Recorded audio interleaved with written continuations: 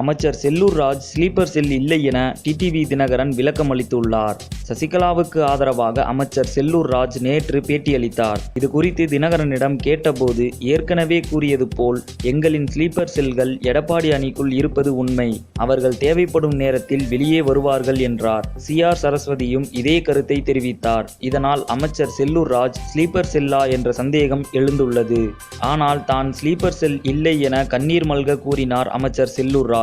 மேலும் தான் ஸ்லீப்பர் செல் என தினகரன் கூறியது தவறு என்றும் அவர் கூறியுள்ளார். இந்த நிலையில் திருச்சியில் செய்தியாளர்களிடம் பேசிய டிடிவி தினகரன், அமைச்சர் செல்லூர் ராஜ் ஸ்லீப்பர் செல் இல்லை என கூறியுள்ளார். ஸ்லீப்பர் செல்களின் பெயர்களை நான் எப்படி வெளிப்படையாக கூற முடியும் என்றும் அவர் கேள்வி எழுப்பியுள்ளார். சினிமா மற்றும் அரசியல் செய்திகளை உடனுக்குடன் தெரிந்து கொள்ள subscribe to today cinema. Today cinema நேயர்களுக்கு நன்றி, வணக்கம்.